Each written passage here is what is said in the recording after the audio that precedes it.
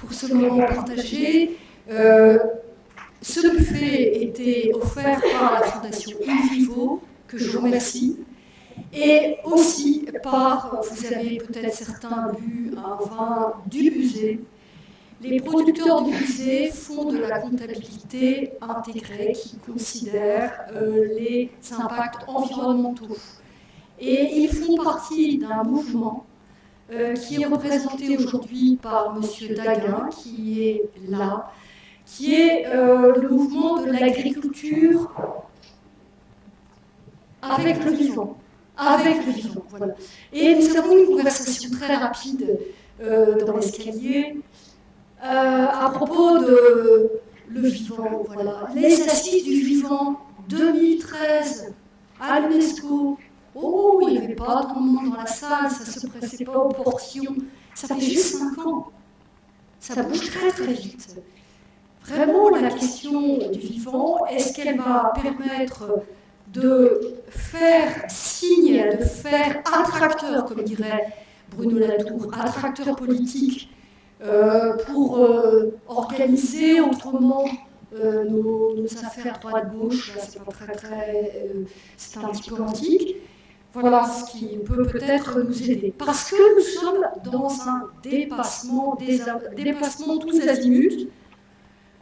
Le Club de Rome fête ses 50 ans à Rome, après-demain, jeudi, vendredi, avec nos amis de Novamont, qui font partie des partenaires du forum Bioresp. Et donc, seront présents là-bas Katia Bastioli, qui a initié cette firme absolument incroyable, qui a une vision politique de faire un projet de production qui intègre les questions environnementales et solidaires. Et seront présents les gens, tout un tas de gens qui, déjà il y a 50 ans, avaient compris pas mal de choses. Donc vous voyez la patience qu'il nous faut pour tenir. Parce que si nous sommes dépassés, ça va durer la capacité à entendre et la capacité à croire qu'il puisse y avoir un effondrement ou une sorte de tragédie écologique, comme je le disais tout à l'heure. Et pourtant, vous voyez, j'ai repris cette phrase que j'ai signalée tout à l'heure, complètement. Le socialisme s'est effondré parce qu'il n'a pas laissé le marché dire la vérité économique. Le capitalisme peut s'effondrer parce qu'il ne permet pas au marché de dire la vérité écologique. Alors certains vont être très contents. Effondrement du capitalisme à la une de Libération ce matin. Ah oui, il faut changer de système. Les marches pour le climat disent de plus en plus il faut changer le système. Et c'est vraiment avec cette attitude-là, peut-être modeste, mais en tout cas concrète, que nous abordons cet après-midi sur le sujet un peu pointu de comptabilité qui, j'espère, ne pas vous effrayer. Cette deuxième slide à propos des choses dépassées, c'est la modernité qui est questionnée. J'ai repris le titre de Pierre Musso, La religion industrielle. C'est un livre qui est passionnant, qui vous montre comment, depuis les premiers monastères et le XIe siècle, et jusqu'à le développement du scientisme, comment progressivement se sont installées des références, et ça va être important pour la comptabilité, des sortes d'alignements d'acteurs qui se disent oui, c'est ça notre horizon. La géométrie, le calculable, le modèle, les automates. Un monde parfait, régulier, magnifique. Sauf que ce n'est pas ça le réel. Le vivant n'est pas parfait, il est plein de failles, comme l'a très bien exprimé notre ami. Comment ? Guillaume Lecointre, mais je pensais à quelqu'un d'autre, mais peu importe, il y a tout un tas de gens qui ont cette critique.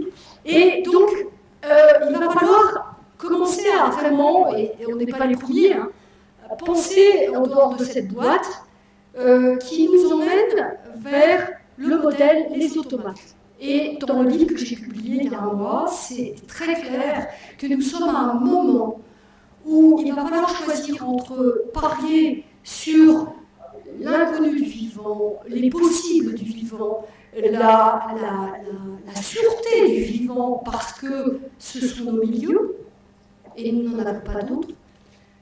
Soit c'est le choix que nous faisons, soit nous allons vers les automates, qu'on appelle intelligents ou pas, mais il y a vraiment un moment très particulier.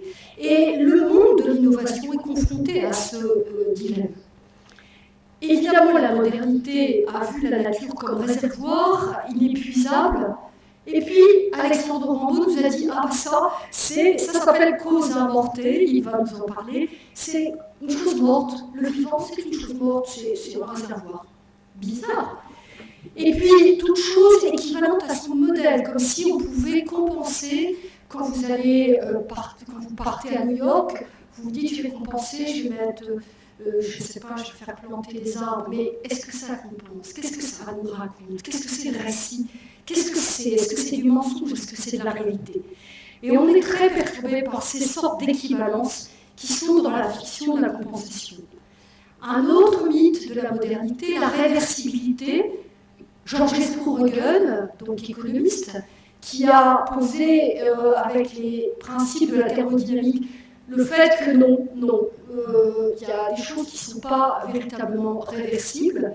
Nous allons tous vers la mort, nous sommes des vivants, donc nous allons être morts. Ça fait partie de notre quotidien, nous avons plein de choses qui meurent en nous, et donc vie et mort sont des choses impossibles à séparer. Et donc, je ne m'attarde pas sur le dernier point, trouvaille de l'Occident, ça c'est le terme de Pierre Musso, combinaison du rationnel et du mythe, avec 3 transfigurations corporelles emboîtées qui sont propres à notre monde de référence chrétienne. Réconcilier l'homme et son milieu, ce que je vous propose, c'est le tournant relationnel. Le tournant relationnel, c'est la mésologie pour repenser le monde. C'est un mot un peu bizarre, mais en fait c'est très simple. C'est considérer que le milieu nous abreuve, qu'un enfant qui naît sans le regard de ses parents, sans une interaction, n'a aucun avenir. Le vivant n'est que relation. Et la question des milieux, au-delà de l'environnement en dehors de nous-mêmes, non. Nous sommes faits de bactéries, nous sommes faits d'engrangements d'histoire qui forgent notre système immunitaire, qui forgent notre cerveau. Reconsidérer donc les ressorts de la régénération, c'est ce que nous allons voir avec un certain nombre d'approches que certains économistes comme Jacques Richard ont travaillé depuis des années pour convertir nos boussoles.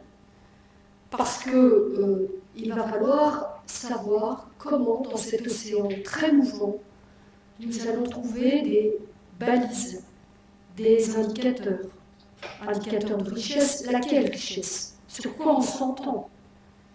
Est-ce que ça va être la même vision en Europe, aux États-Unis? Nouvelle comptabilité pour donner une image fidèle de l'activité industrielle non aveugle à ses dégâts. C'est juste un système organique, pas de système organique sans système de feedback où vous renseignez toute partie avec l'ensemble de ce qui se passe pour avoir une intégrité d'un corps organique.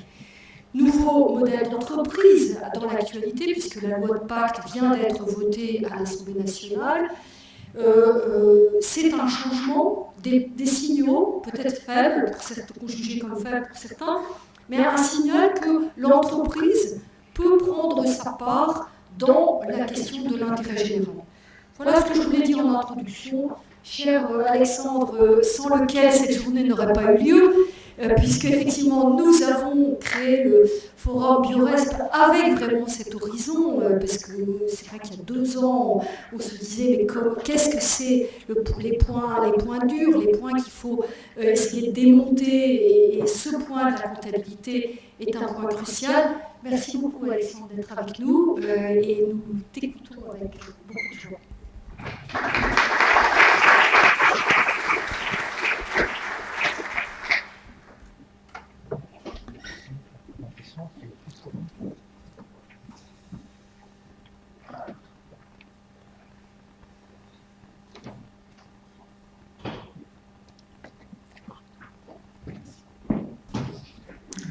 bonjour. Donc, je me présente rapidement, Alexandre Rambaud, je suis ancien chercheur à AgroParisTech et chercheur au CIRED et co-responsable de la future chaire. Alors future, c'est dans un futur très imminent puisque les accords sont en train d'être signés. Donc future chaire comptabilité écologique, AgroParisTech, Université Paris-Dauphine, Université de Reims-Champagne-Ardenne. Alors déjà, je tiens à remercier énormément Dorothée et Jean-Paul, qui gèrent, organisent le forum Bioresp jour le jour, et qui ont aussi organisé donc, cet après-midi en sachant voir, en ayant pu voir l'apport des enjeux comptables aux questions de bioéconomie. Je tiens aussi à remercier au passage Pierre Massachib, qui malheureusement nous a quitté cette année, qui est le cofondateur du forum Bioresp. Alors, bon, Dorothée a déjà tout dit en fait, donc je vais compléter. Quand on parle de comptabilité, bon, on a un certain nombre d'images en tête. Et comptabilité, bioéconomie et comptabilité écologie, on n'a pas forcément l'image que ça va bien ensemble directement. C'est vrai que, alors selon les représentations, on pense au comptable qui est dans sa guérite, qui attend patiemment que la journée se passe pour faire des écritures. Et de l'autre côté, de plus en plus, on pense aussi à la comptabilité créative qui permet d'engranger encore plus de profit. Bon, alors, là-dedans, évidemment, on ne va pas parler de ce type de comptabilité, bien que ce soit évidemment inclus dedans. Alors, la comptabilité, finalement, c'est quoi? Parce que c'est ça la grande question. Et ce sur quoi je veux vraiment insister, et c'est finalement le thème du jour, c'est que la comptabilité, c'est fondamentalement, depuis son origine, origine très lointaine, c'est les Sumériens, c'est à l'origine de la civilisation humaine, avant l'écriture, la comptabilité, c'est un problème de système de représentation et de traduction du monde. Tout dans la comptabilité, en fait, est tourné vers ça, et en fait, on pourrait dire que c'est la science, dans la vision de la connaissance, de comment représenter, pourquoi représenter. Donc, c'est des systèmes de représentation et de traduction, et là, traduction, je reprends le terme de Latour au passage, parce qu'on en a parlé, traduction du monde pour agir, pour analyser, pour organiser. Et ça, je pense qu'il en sera largement question, justement, sur les 3 tables rondes qui vont suivre. Alors, on peut représenter à différents niveaux et pour différents points de vue. Alors, évidemment, on a la représentation au niveau de l'entreprise. Donc, c'est les systèmes de représentation du monde dans lequel vit l'entreprise, alors monde socio-économique, évidemment. Et justement, au-delà des questions socio-économiques, qu'est-ce qu'il peut y avoir? Mais il n'y a pas que l'entreprise, et ça, la table ronde 3 va en parler, aussi au niveau des États, comptabilité nationale, au niveau des écosystèmes, des territoires, on a des systèmes comptables qui permettent d'apporter des représentations pour agir, pour organiser et analyser. Donc la comptabilité comme système comme système de représentation.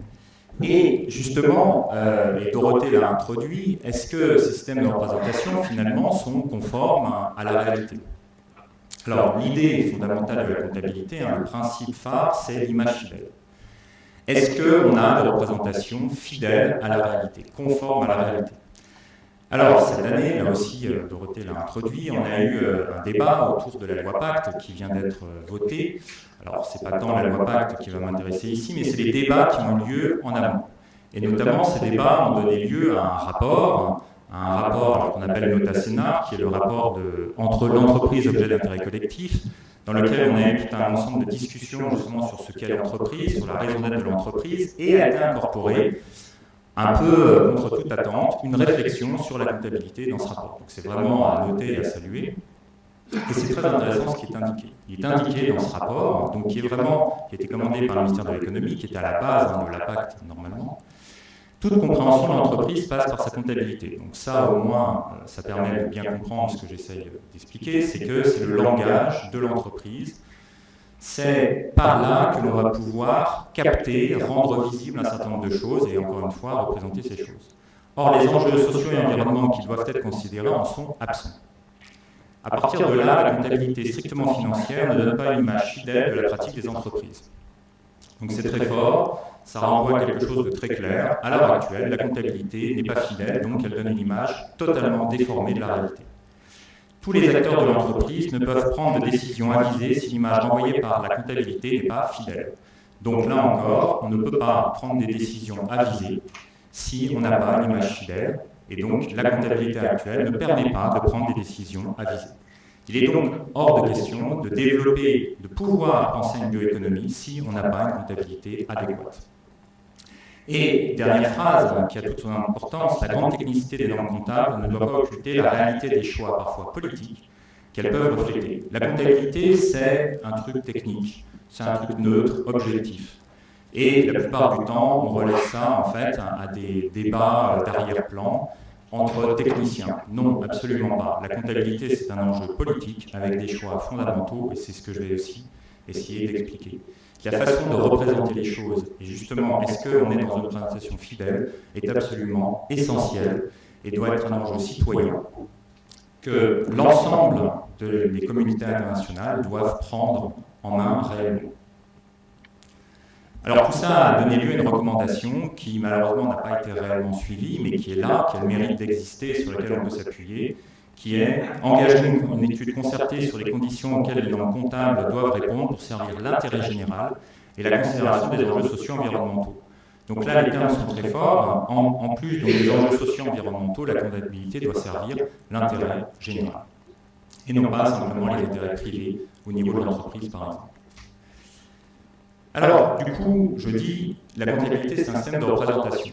Premièrement, si on veut aller donc un peu plus loin, représentation, d'accord, mais la question c'est de quoi? Et c'est bien là aussi ce qu'interroge l'image fidèle. Qu'est-ce que l'on met dans les systèmes de représentation? Quels sont les enjeux, quelles sont les choses, entre guillemets, qui doivent être prises en compte? Alors, avec ça, avec cette idée, se développe de plus en plus un concept qui devient vraiment le phare un peu de ces réflexions, c'est la notion de capital naturel.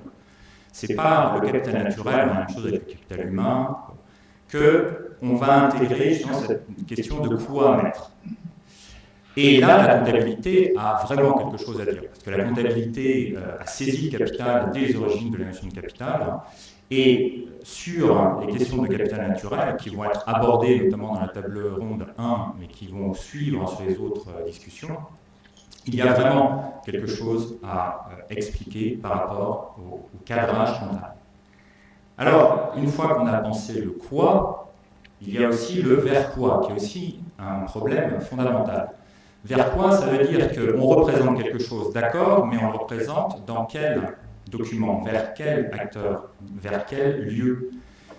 Jusqu'à présent, et c'était un des gros problèmes de la responsabilité sociale des entreprises et du développement durable en entreprise, par exemple, si je me concentre sur l'entreprise, ces informations-là, les faibles informations qu'on avait, étaient envoyées sur des documents qui ne comptaient pas, sur les rapports RSE, sur les rapports développement durable. C'est-à-dire qu'on prenait quelques informations, le quoi était faible, et le vers quoi étaient des lieux qui ne comptent pas.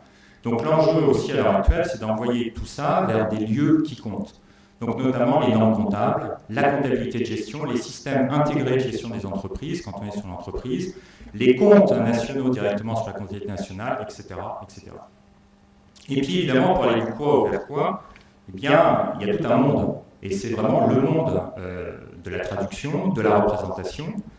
Et là, c'est la question du comment et pourquoi, les finalités, les moyens. Et derrière le comment et pourquoi, qui est une question qui est souvent laissée un peu de côté, on va sur le quoi, on va sur le vers quoi, mais sur la façon de procéder. Cette façon de procéder est tout sauf neutre. Et c'est là aussi où il y a un enjeu politique, à savoir comment et pourquoi intégrer les choses.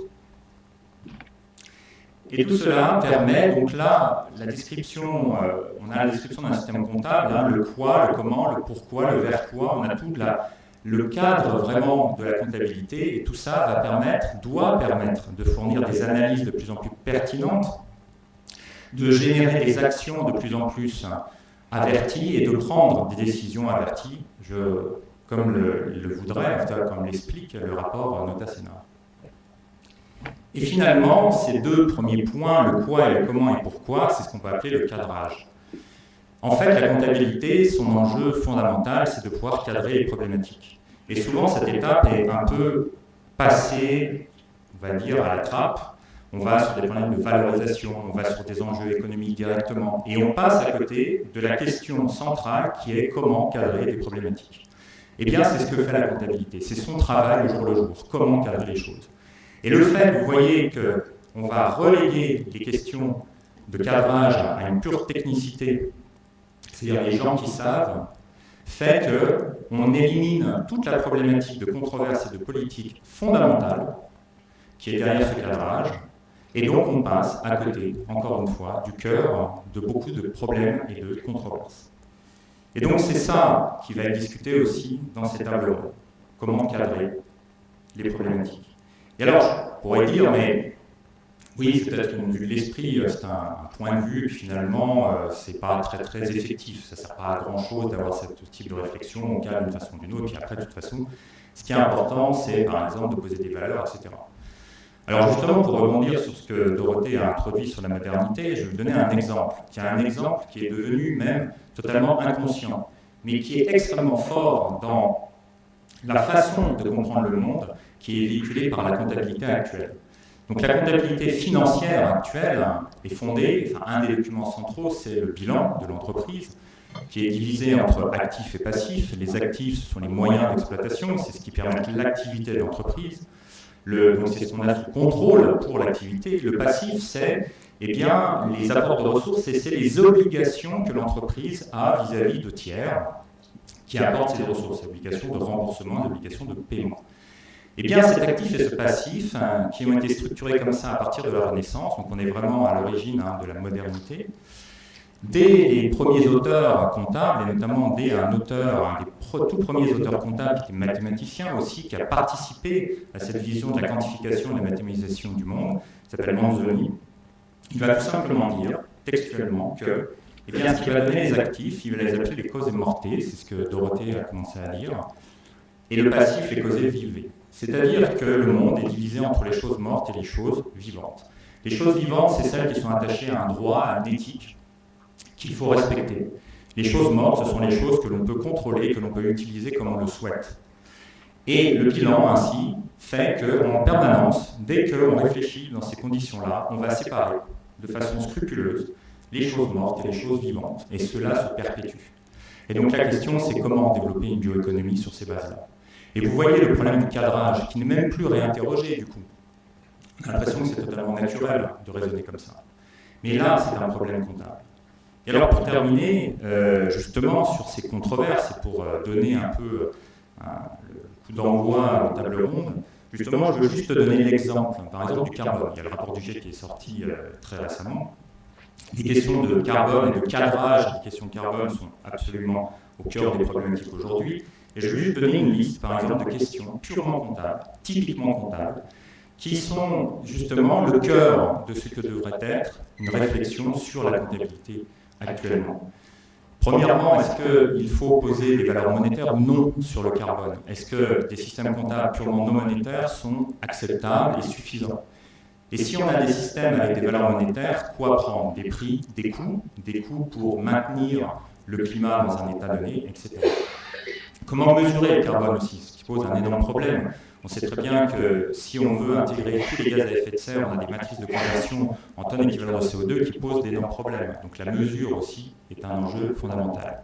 Est-ce que le carbone est appréhendé comme une source de contraintes et de profit? C'est-à-dire que est-ce qu'on a des systèmes de représentation comptable qui sont uniquement tournés vers l'entreprise? Le carbone, donc les gaz à effet de serre, c'est purement des contraintes et des profits pour l'entreprise. Profits sous la forme, par exemple, de stockage de CO2, qui d'ailleurs peuvent engendrer des problématiques, mais sur d'autres générations et en d'autres lieux. Ou, inversement, est-ce que le carbone est une source d'impacts socio-environnementaux et que les systèmes comptables doivent montrer ces impacts environnementaux? Ce qui n'est pas du tout pareil comme cadrage de la problématique. Est-ce qu'on prend le carbone comme des inputs de l'activité ou des outputs? La plupart de la réflexion économique et la façon d'intégrer le carbone actuellement dans la comptabilité fait du carbone un input de production. Ce qui n'est absolument pas fidèle à la réalité. Évidemment, c'est une coproduction, c'est un output. Aucune réflexion comptable à l'heure actuelle qui prend le carbone le traite véritablement comme un input. Et finalement, est-ce que ce sont des flux ou des stocks à prendre en compte? Est-ce que c'est suffisant d'avoir simplement des reportings, donc des inventaires sur des flux, des comptabilisations de flux, ou est-ce que derrière, il y a un enjeu de prendre en compte un stock évidemment pas forcément de carbone, mais d'air non carboné? Et quel périmètre prendre en compte? Est-ce qu'une entreprise qui produit des voitures va prendre en compte la pollution générée par les voitures, ce qu'on appelle les scopes dans le cas du carbone? Et finalement, pour terminer, est-ce que finalement le vrai problème c'est le carbone ou le climat qui est derrière? Est-ce qu'on peut créer des comptabilités en intégrant non plus le carbone, mais la question du climat et sa préservation? Donc voilà tous les enjeux comptables, voilà tous les enjeux qui vont être d'une façon ou d'une autre, plus ou moins abordés dans les tables rondes qui vont suivre. Merci beaucoup.